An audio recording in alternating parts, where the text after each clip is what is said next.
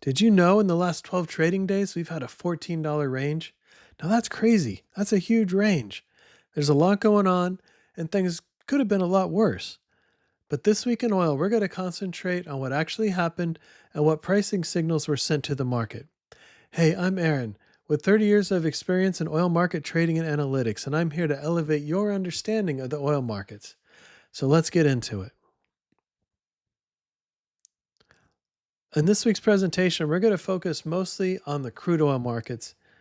And like I said, what signals were sent to the market. So let's get into this.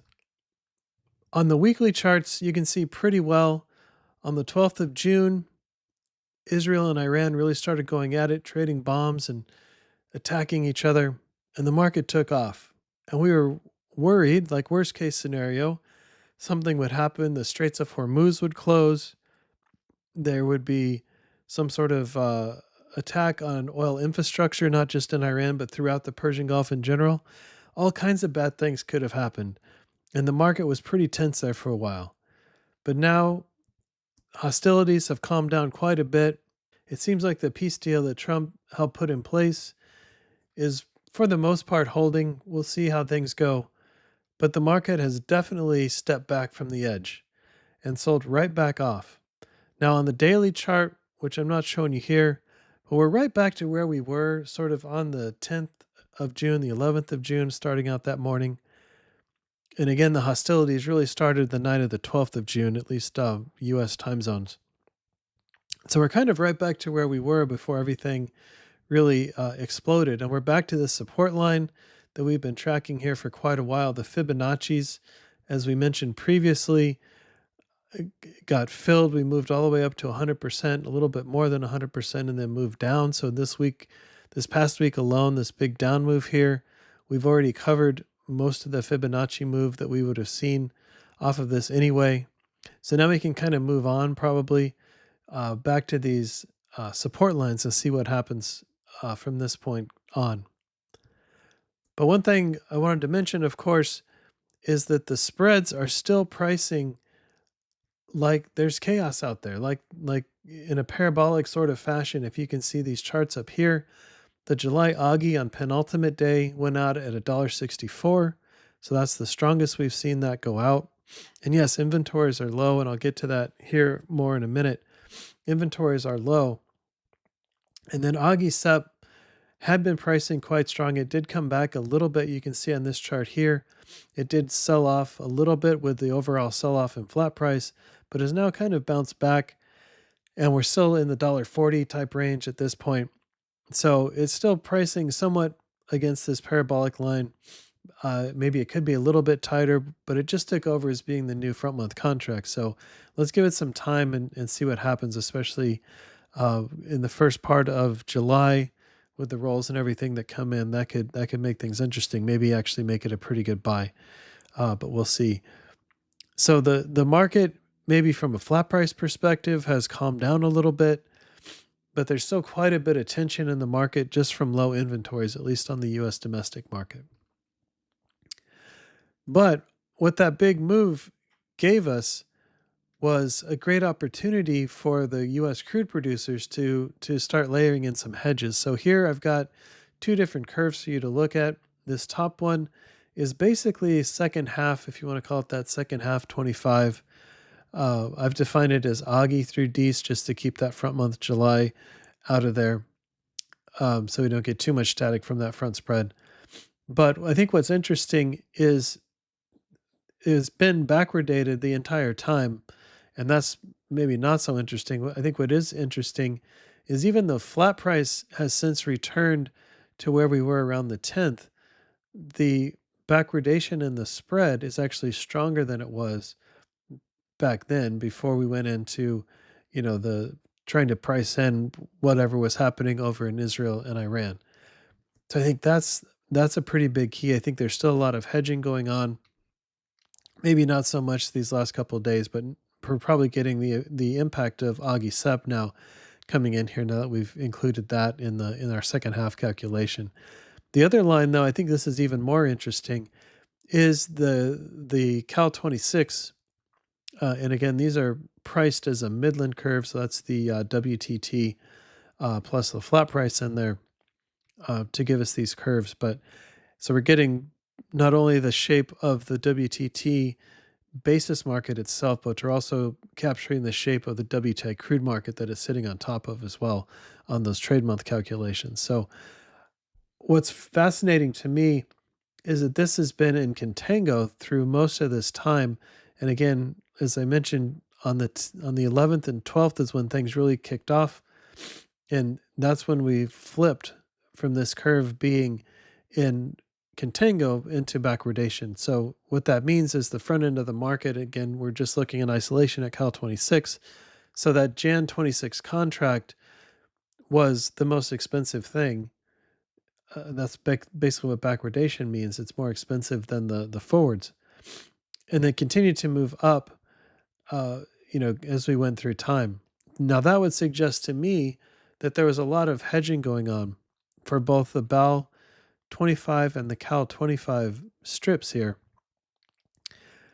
because that's the way the spreads move and the way you get more pressure on the back, sort of exemplifies that backwardation. It enhances it, right? Because you're putting more selling pressure on the back of the curve when the front end starts to pop up. And that's typically indicative of a lot of hedging going through. So folks I talked to in the market said, yes, there was hedging going on at this time, and these prices were actually pretty good for that. So one of the implications, one of the things that happened because of this big price move, the market was looking 100% at what was going on at Israel and Iran. But meanwhile, the ramifications of that price move means that you gave the U.S. producers another bite at the apple, another chance to hedge production at really good levels. That should probably keep production going. So keep in mind, we're mid-June at this point in time when these markets were really getting bent out of shape, both going backwards, and of course since the Cal 26 has actually slipped back into slight contango since the markets come back down this past week. Typically, the rule of thumb is somewhere 3 to 6 months after they make a decision to produce more is when you get that production coming to market. And I think, in my mind anyway, let me know what you guys think in the comments. But this BAL 25 was definitely high enough from a flat price standpoint to keep production going, to maybe incentivize those guys to drill a few more holes. So it would be super interesting 3 to 6 months from now. So you're talking September, October, November. If we see another bump in production, mainly coming from these couple days where the smaller producers were able to capture really good prices that had been pretty elusive for much of May and June, and lock those in and lock in some production. So that's something I'm definitely going to be looking for, is that production increase coming from that. Now, another way of looking at it, that's one thing. It's the good news is that the producers got another bite at the apple. They got another chance to put on some hedges. Hopefully there's some production coming on from behind that. The bad news is if you just look at the Gulf Coast value, like the CDU value, what is it? What is that barrel worth when you break it down to its component parts coming off of the crude unit? Now, the way I've set this up is maybe a little bit different. I've set it up as, again, the Gulf Coast WTI. So I'm looking at HTT this time, the Houston WTI market versus crude futures. And that typically trades, at about $1 or so. So anywhere in this sort of $0 to -$1 is probably acceptable, because that's just the basis market that you're seeing. But what's more interesting is throughout much of June, we saw this price start to erode. And what that means is that the crude is priced too expensive versus its component parts, at least coming off the CDU. Now, when you start using upgraders, you start using, reformers and cokers and everything to get, a lot more bang for your buck, as all the complex refiners in the Gulf Coast would certainly do. This starts to go away, but just looking at the value of the crude as a CDU value goes a long ways to helping you figure out what the actual price that the refiner should be paying, right, as the big end user, at least talking about a domestic market. So I think it's really interesting what we saw is, again, coming down here, this bottomed out. This got probably as worse as it has been in a long time in terms of a CDU value, right around the time flat price was spiking. So what does that mean? What am I trying to say? If you flip it around and think of it as the other way, crude was predominantly taking off and trying to price in the risk for everything that was going on in the Middle East. Other products in the US, especially like NGLs, like gasoline, really weren't keeping up. Now, diesel was keeping up. Diesel did a pretty good job keeping up. And residual fuel, it did all right too. So fuels like, crude oils like Mars or some of the, the mediums or heavies that where you do have much more diesel and fuel oil, they actually did a little bit better than WTI did because WTI has such a big portion of it as NGLs that you get off the CDU or gasoline, the naphtha cuts that you would get off the CDU.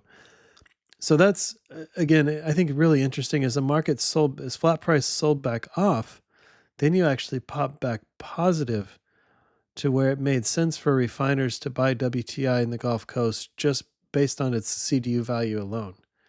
Okay, so that's a good sign that things are starting to price sort of more normally again, if you will. This down here at -$4 is very abnormal, and you don't want to see that going on. The other thing I think is interesting is trying to track the ARB through the CIF value in the North Sea and trying to draw that back to a, should you or shouldn't you try to export sort of thing.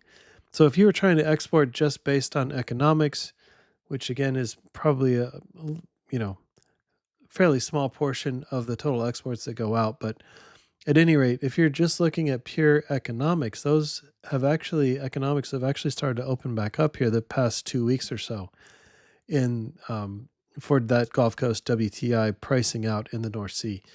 So what this is telling us is we've got demand pulls from both the domestic, from the refiner, in the last couple of days here, and then the last couple of weeks, we're probably seeing pretty decent demand pulls too for the North Sea for that sort of incremental barrel. So again, the market's got a price off of that incremental barrel. Where's that last barrel going to go?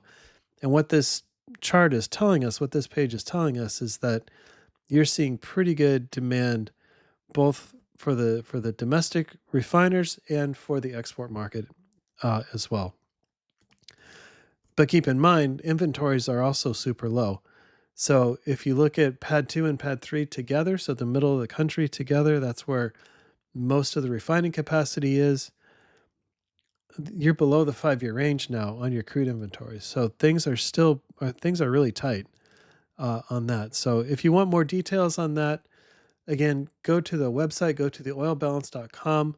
You'll see a button for add me to your distribution list. I'll be happy to send you the full chart pack that goes into a lot more interesting things and goes into this subject a lot more in depth as well. So I think you'll like that. If you're interested in this, you'll definitely be interested in the fuller chart pack. So please go to our website and let me know that way. So just to sort of recap for you, this is a little bit of a shorter video this time, but we ran up really fast and came down really fast. Front spread is still very backwardated, so we're still worried about Cushing inventories. And maybe there's still a little bit of concern being priced in that front spread about everything going on in the Middle East, whereas the flat price seems to have taken a break from that for a moment. As I mentioned, we probably saw some pretty good hedging programs going through, at least there for a couple of days. Excuse me. Again, folks I talked to in the market said they were definitely seeing those flows go through. And if you look at open interest, that sort of thing, at least on the WTI contracts, open interest and volumes really took off for both of these second half of 25 and Cal 26. Really spiked up during that time the flat price went up, which again would tell me there's probably a lot of hedging going through. And then we're seeing mixed signals for Gulf Coast demand centers. And what I mean by that is we went from the sort of the worst it's probably ever been, at least in recent history, -4, up to being positive, and in this last couple days of this last week, we're seeing good demand on the export, and we're seeing good demand for the domestic refiner. So I think things are going to stay interesting. My bet is that crude probably stays strong and crude spreads stay strong until we can rebuild inventories again. So if you like this kind of thing, please hit like and subscribe to this video. And again, go to our website, theoilbalance.com. Ask to be put on our distribution list, and I'll be happy to send you the full chart pack. All right, talk to you guys later. Bye.